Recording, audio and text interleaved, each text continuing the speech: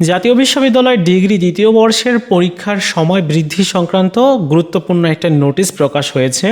এবার নতুন নিয়মে পরীক্ষা হবে সেই বিষয়টাও জানিয়ে দেওয়া হয়েছে। আজকের এই ভিডিওতে আপনাদের সাথে সেই বিষয়টাই শেয়ার করব। নোটিশটা শেয়ার করি আগে।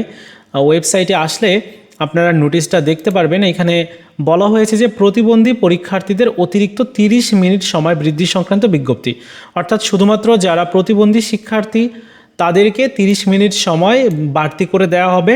শুধুমাত্র প্রতিবন্ধী শিক্ষার্থীদের জন্য সময় বৃদ্ধি করেছে 30 মিনিট, আর যারা সাধারণ শিক্ষার্থী যাদের ওরকম কোনো প্রবলেম নেই তাদের কিন্তু 3 ঘন্টা 30 মিনিটের পরীক্ষাই হবে। সো এই হচ্ছে নোটিশটার গুরুত্বপূর্ণ বিষয়। অনেকে বলতে পারেন যে ভাইয়া আমরাও কি 4 ঘন্টা পাবো কি না? ওই যে বললাম, প্রতিবন্ধী শিক্ষার্থী যারা আপনারা যদি এরকম হয়ে থাকেন তাহলে আপনাদেরও 30 মিনিট সময় বর্ধিত করে দেওয়া হয়েছে। সো 30 মিনিট সময় বেশি পাবেন।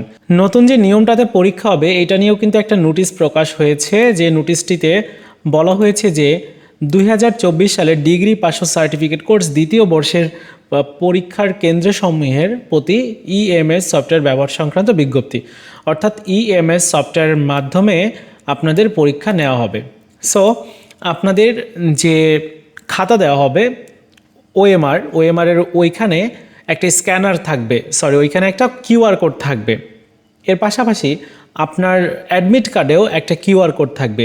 এই দুইটা কিউআর কোড একসাথে করে ইএমএস সফটওয়্যার ব্যবহারের মাধ্যমে আপনি যে উপস্থিত রয়েছেন সেটি নিশ্চিত করা হবে। মানে দুইটা স্ক্যান করলে আপনার তথ্য দুইটা ওই স্ক্যানারের মধ্যে চলে আসবে।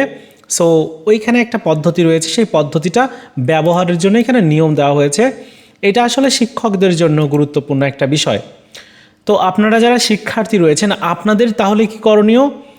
আপনার স্ক্যান করা হয়েছে কিনা খাতা এবং অ্যাডমিট কার্ডটা, যদি স্ক্যান করা না হয় তাহলে যিনি স্ক্যান করবেন অন্যান্য স্টুডেন্টদের দেখবেন আপনি স্ক্যান করছে, এটা খেয়াল রাখবেন।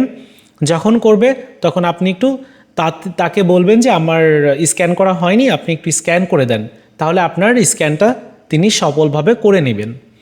তো এই হচ্ছে ব্যাপার। নতুন এই নিয়মটাই দেওয়া হয়েছে। নতুন এই নিয়মেই এখন থেকে ডিগ্রি পরীক্ষা হবে। শুধু দ্বিতীয় বর্ষ না, পরবর্তী ইয়ারগুলোতেও কিন্তু এই ইএমএস সফটওয়্যার ব্যবহার করেই পরীক্ষা নেওয়া হবে।